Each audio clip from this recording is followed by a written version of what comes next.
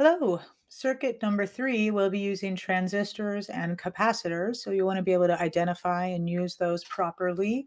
Transistors have 3 leads on them, and we'll be using ones that look like this. They are a half cylinder with one flat side and one rounded side, and so you want to make sure they get placed into your circuit with the correct orientation, with the flat side being where it needs to be, and that you put the appropriate components in each of the 3 separate rows so that you build the circuit as we want. We are going to be using NPN transistors. The types that we have in our kit look exactly the same. There are both NPN and PNP transistors. The way you tell the type of transistor you have is by looking at the small numbers on it. And so we are looking for the transistors that say 8050 on them.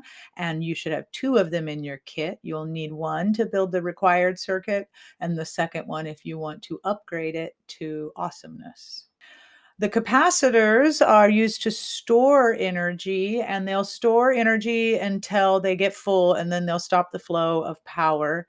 And then after you remove the power, they'll hold on to that energy. What we're going to be using is a tiny 10 microfarad capacitor. It looks a lot like this, and it has I think it has a white stripe on it with a negative on it. And as always, the longer legs are positive. The electrolytic capacitors that we will be using are polar, so you will need to place them in the correct direction or they will not function. These kinds of disc capacitors here are not polar, but you'll see this guy has one leg longer than the other, so it will be important that the long leg is positive, and then they should have a nice little marking there for negative. And so that's pretty cute right there. And what we're going to do with this capacitor and this transistor has produced this simple circuit number 3. The circuit diagram calls for a flying lead, which would just be a random, well, not random, but a lead going from this row here. And you stick it into the ground, and when that happens, the LED will turn off for a moment while the capacitor actually what'll happen is the capacitor will charge, and then when it's fully charged, the LED will turn off for a moment, but it'll turn back on. So here we are in Tinkercad. I'm going to start off by grabbing a breadboard. You will have a larger breadboard, so you actually may want to grab the large breadboard so that you don't have to, if you're planning on doing the extension circuit, grab a large breadboard in Tinkercad, although it's kind of optional to do the Tinkercad parts for that extra circuit. We're going to start with our transistor, which there's an NPN transistor right there. And if that doesn't come up for you on the first try, you're going to just keep looking here under all components instead of basic. It's possible that one came up for me because I've been using it lately. So now we're going to make sure that we put the appropriate components into each row of the 3 leads on this transistor. My emitter row on this circuit it goes back to the ground. So I'm going to place that on there. And make sure that these connectors make it into these spots, because I made a mistake of not getting a lot of them in there and it caused me some trouble. So that's the only thing that's going to go into this emitter row of the transistor. Into the base row, we have a resistor that we want to bring back to the positive power. So I have one end of the resistor in the same row as the base of my transistor. And so that means they're connected. And then I'm just going to put a lead here. You may be able to reach the leg of your resistor straight over to the positive power and connect it that way. If not, just go into this row and use a jumper cable to jump that power over there. And also in this row is where my electrolytic capacitor is going to be. So let me find that. There it is. All right, so this guy is going to go with I put it over here so you could see.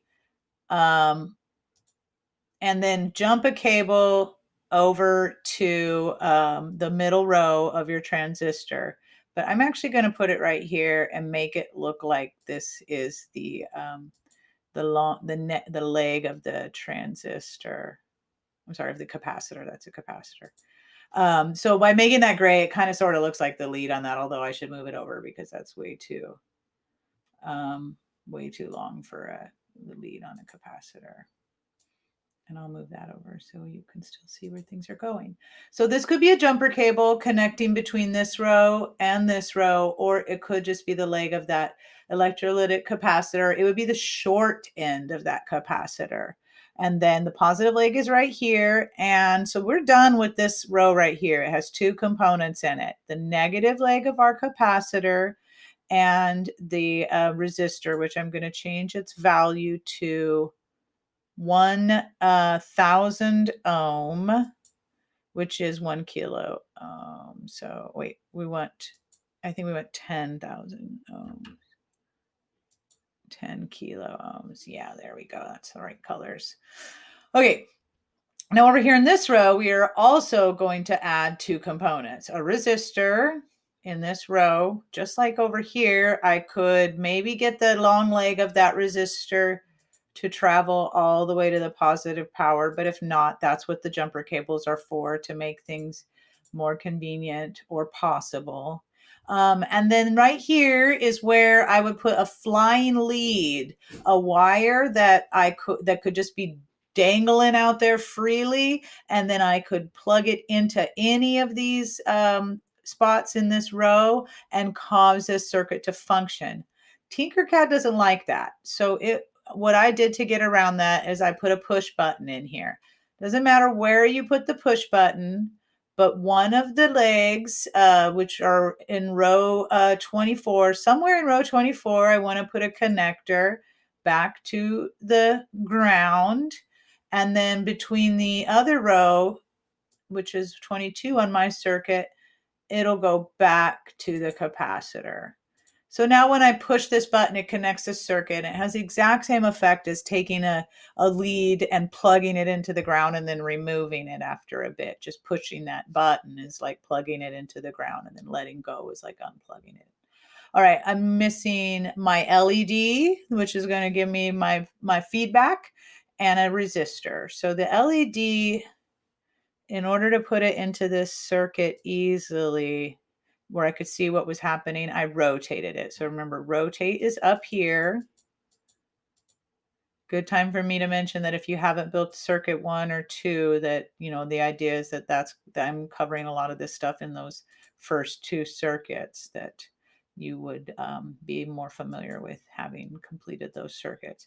And then another resistor, this is going to be 220 ohms, which is 0.22 kilo ohms. So I'm gonna go ahead and just change that to ohms.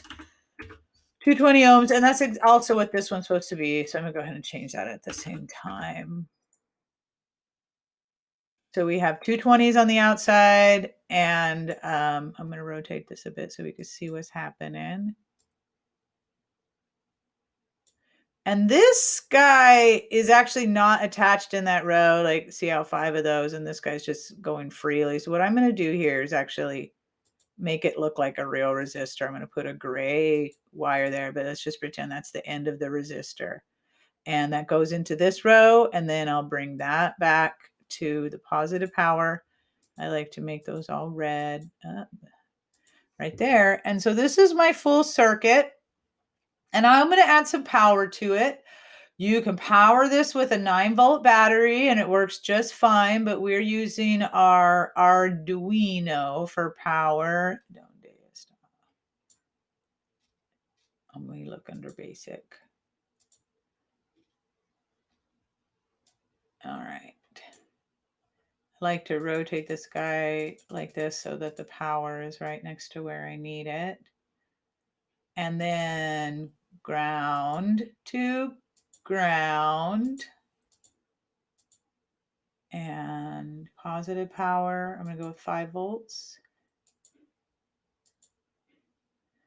To red. And so, yeah, I'm going to start my simulation. And in real life, if you push this button, the light will go out and turn back on quickly, but in Tinkercad, the capacitor explodes. That's not what will happen if we build this properly on the breadboard, just as shown here, or in any other configuration that represents the circuit diagram that I showed earlier. What will happen is when you push the button, the capacitor will begin to charge. It will charge up very quickly because our capacitors, unlike this one, they're 10 microfarad. This has a 1 in there, so this will take a little bit longer. But yeah, it happens really quick. And so in real life, we'll push that button and the light will turn off and turn back on again. For this circuit, you're going to want a breadboard, some jumper cables, an electrolytic capacitor of 10 to 100 microfarads, 3 resistors. 2 of these are 220 ohms, and one of them is a 10,000 ohm resistor. I'll identify the color bands for those when we get there. An LED light and an NPN transistor. In our kits, you're looking for the NPN transistor with the 8050 on the flat side, printed on the flat side. So we're going to take that NPN transistor, which has 3 leads on it, and you may need to reposition the leads so that they are the same distance apart as the rows on our breadboard to get them to all 3 insert into separate rows on the breadboard at the same time. Actually, I'm going to bring this forward 1 because that's going to make it easier. And my diagram that I made in Tinkercad shows a jumper cable going from the right lead on my transistor back to the ground. And then in the middle of my transistor, which is the base, my diagram shows my electrolytic capacitor goes into that same row, as does my 10,000 ohm resistor. So I'm going to place both of those components into row 59 on my breadboard because that's the center row of my transistor. So here's my electrolytic capacitor. It is a polar component. It has a long leg that's positive and a shorter leg that is negative. It also has negative marking on the side with a stripe and negative signs on it. So I'm going to place the positive into any row off to the side and any unique row, and then that short leg will go into any available position that is shared by that middle lead on my transistor. So for me, that's row 59. I'm going to put it here or there, but I chose right there, and that'll leave room for my 10,000 ohm resistor to go in one of these other 2 spaces there. And so the 10,000 ohm resistor with our 5-band color scheme is going to be brown, black, black, red, and then like a bronzy brown color after that. And so one end of that resistor will go into that same row, and then the other end is going to go back to the positive power. Let me see if I can reach it all the way over there and not have to use a jumper cable. Oh yeah, let me just get 2 hands in there. And there we go. So that resistor is into the positive power right here, where eventually I'm going to attach my Arduino for power, or a 9-volt battery would work there also.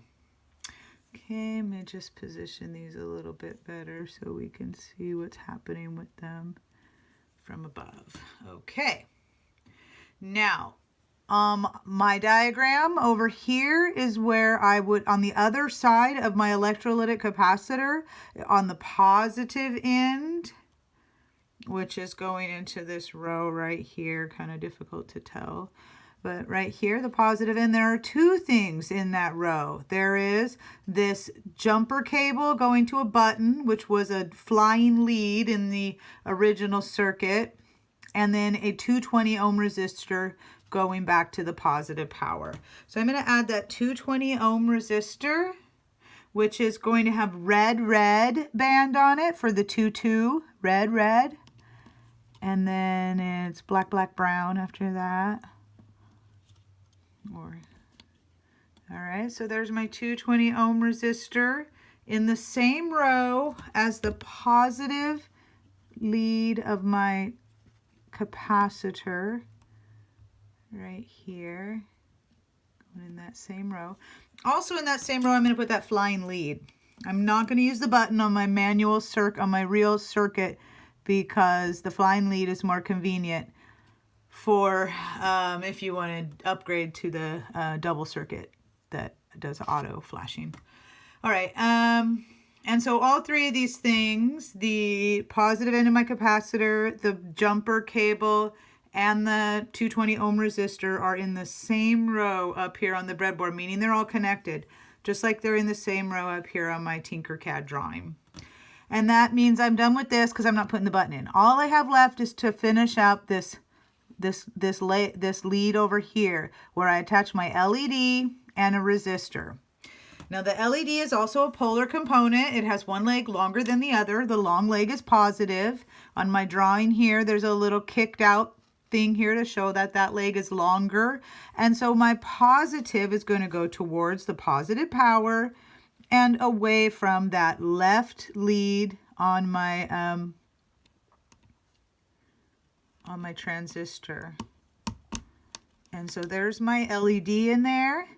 And the last thing I need to do is connect that LED back, and it's in here. It's in my second to the last row on the breadboard.